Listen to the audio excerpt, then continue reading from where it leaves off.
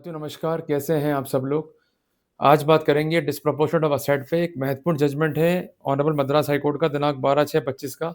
उसको हम जो है डिस्कस करने वाले हैं। उसमें क्या-क्या प्रिंसिपल्स जो है लेड डाउन हुए हैं, उसको जो है हम डिस्कस करेंगे with the help of board study. आप एक नोटबुक लें और मैं आपके सामने जो है एक स्क्रीन जो है शेयर करूँगा और एक-एक पॉइंट को जो है समझाते हुए चलूँगा ताकि जब भी आप केस कॉन्टेस्ट कर रहे हैं, तो क्या-क्या पॉइंट जो है अपने लिए इम्पोर्टेंट है, जिस पे अपने को जो है जोर देना है। चलते हैं बोर्ड की तरफ। देखिए, जजमेंट जो है वो पारित किया है ऑनरेबल मद्रास हाई कोर्ट ने। ये मैं लिख भी रहा हूँ आपके लिए और जजमेंट है दिनांक 12/6/2025 का। इसमें कोर्ट ने क्या ऑब्जर्व किया कि what is the core issue in any case involving an accusation that an accused has acquired wealth disproportionate to known source of income during the specific period. कि जब भी ये आरोप है अक्यूज़ के ऊपर कि उसने ऑब्टेन किया है असेट जो कि डिस्प्रोपोर्शनेट है to the known source of income. तो ऐसे सिनेरियो में हमें देखना है कि क्या उसके पास था कैश इनफ्लो और उसका क्या सोर्स था, सोर्स लेजिटिमेट था या इललेजिटिमेट था। और इसके अलावा हमें ये गणना करते हुए केवल कन्फाइन नहीं रहना है अप टू द सैलरी। जो भी स्पेसिफिक सोर्सेस हैं regarding the cash flow, means loan, means gift या इवन उसकी जो वाइफ की इनकम है, अगर वो नॉन सोर्स से है तो इसको भी जो है हम ऐड ऑन कर सकते हैं। ये कोर्ट ने जो है स्पेसिफिक किया। तो कुल मिला करके इन सबको जो है हमें ऐड ऑन करना होगा to find out the real cash flow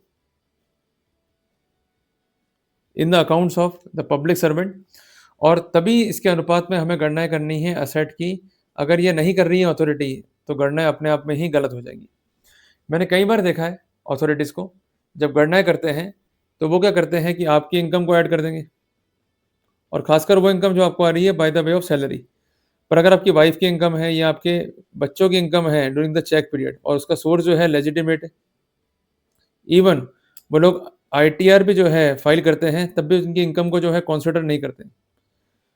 क्या कंसीडर करेंगे? उनके खर्चों को और उनके असेट को। तो ऐसे अनुपात में जब उनका एक्सपेंडिचर और असेट जुड़ जाएगा जाके पब्लिक सर्वेंट के अंदर, तो डेफिनेटली इनकम जो है आ जाएगी लोअर साइड पे। तो नुकसान जो है फेस करना पड़ता है निर्दोष लोक सेवक को। तो करना क्या है कि अगर उनका भी नोन सोर्स है तो उसको भी जो है एड बैक किया जाएगा। इस बिंदु पे जजमेंट है ऑनरेबल सुप्रीम कोर्ट का दिनांक 4/12/2024 का। ये मैंने आपको जो है स्पेसिफिक कर दिया है। तो कुल मिला करके आप लोग जोर देते हैं इनकम पे, ये गलत कंसेप्ट है। आपको जोर देना है फंड फ्लो पे कि कितना फंड जो है फ्लो हुआ है किसी लोक सेवक के जो है खाते में। क्लियर है? और सबसे इंपॉर्टेंट क्या है कि उसे कितना पैसा मिला by the way of loan, कितना पैसा मिला by the way of investment और कितना पैसा मिला उसको ऑपरेशन से। और जो लोक सेवक है उसके लिए ऑपरेशंस क्या है? सैलरी। और उसके घर वाले जो हैं उनके लिए ऑपरेशंस क्या है? बिजनेस, अगर वो कर रहे हैं तो।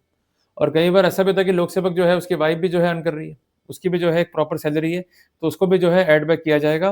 पर यही इंपॉर्टेंट क्राइटेरिया है, the source must be known and source must be legitimate. इसको जो है आप नोट डाउन कर लीजिए। हम एक एग्जांपल लेते हैं, उससे आपको और क्लियर हो जाएगा। ए जो है एक लोक सेवक है, इसके पास पड़े हैं 2 लाख रुपए। अब इसने क्या करा है, कार को जो है परचेज कर लिया। अब क्या करेगा इसे भी कि 2 एंट्री मान देगा। एक तो मान देगा एक्सपेंडिचर में कि 2 लाख रुपए जो है खर्च हो गए टू परचेज द कार, और 2 लाख रुपए मान देगा कि कार जो है परचेज करी। कार चूंकि एक असेट है तो ये एंट्री कर देगा असेट के अंदर भी। अब इस 2 लाख और इस 2 लाख को जोड़ेंगे तो एंट्री हो जाएगी अपनी 4 लाख रुपए, जो कि दिखाई दे रही ज़्यादा अपने को as compare to known source of income. ये केस है डबल अकाउंटिंग का। अगर ऐसा भी आपके केस में हुआ है तो इसको भी अपने को जो है ऑब्जर्व करना पड़ेगा। मोटी मोटी बात मैं आप सबसे कहना चाहता हूँ कि हमें देखना है कि जो प्रिंसिपल्स हैं अकाउंटिंग के, उनको जो है ऑब्जर्व किया गया या नहीं किया गया। जो प्रिंसिपल्स लेट डाउन किए हैं ऑनरेबल सुप्रीम कोर्ट ने या हाई कोर्ट ने, उसको जो है ऑब्जर्व किया गया या नहीं किया गया।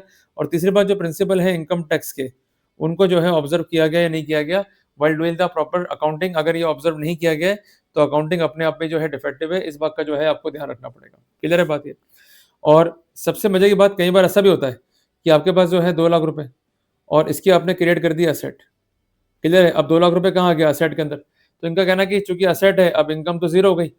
चूंकि इनकम जीरो है, असेट खड़ी 2 लाख रुपए की, उसका दे नहीं पा रहे स्पष्टीकरण, तो ऐसे सिनेरियो में जो लोक सेवक है वो ज़िम्मेदार है। इसी जब भी आपको आता है सर्वे रिपोर्ट, आप एक पॉइंट को दिमाग में सेट कर लीजिए, आपको रिप्लाई देना ही देना है। अगर आप रिप्लाई नहीं देंगे, तो आप जो है फ़ॉल्ट में आएँगे, फिर वहाँ पर आपको दिक्कतों का जो है सामना करना पड़ेगा। हमारे काउंसिल कई बार कहते हैं कि सब बाद में देख लेंगे, बाद में जो है रिप्लाई कर देंगे, ऐसी गलती बिल्कुल ना करें। अगर उनकी क्वेरी आई है, तो रिप्लाई ज़रूर करें। हाँ, ये बात सही है कि आपको अपना डिफेंस जो है साबित नहीं करना है बियॉन्ड रीज़नेबल डाउट। आपको अपना डिफेंस रखना है on effect of plausible effect, और इसके अलावा आपको देना है वो स्थितियाँ रिकॉर्ड पे जिससे सस्पेक्ट जो है क्रिएट हो जाए या उनकी अकाउंटिंग जो है वो हो जाए डाउटफुल। उदाहरण के लिए अगर अपन ये कह सकते हैं असेट का, असेट जो है आपने ली और असेट जो है आपने एक्वायर करी है अपनी मॉम से by the way of gift, तो अपनी मॉम के जो है बयान करा दो और उन्होंने ये परचेजिंग कैसे करी, इसका सोर्स क्या है, ये जो है रिकॉर्ड पर रख दो, इसका आ जाएगा प्लॉजिबल इफेक्ट। तो इस तरह से वर्कआउट जो है करने होते हैं ताकि हमें जो है दिक्कतों का सामना जो है ना करना पड़े। तो देखा ना आपने कितना आसान है, अगर चीज़ों को समझा जाएगा तो कितना आसान होगा। फिर कुल मिलाकर के जो आप इनकम कहते हो उसको इनकम मत कहो, उसको कहो फंड फ्लो। और जो फ्लो होगा इनकम का वो 3 तरीके से होता है, या तो आपने लोन ले लिया या कोई आपका इन्वेस्टमेंट है उससे पैसा आ गया, जैसे मान लीजिए ब्याज का पैसा आ गया।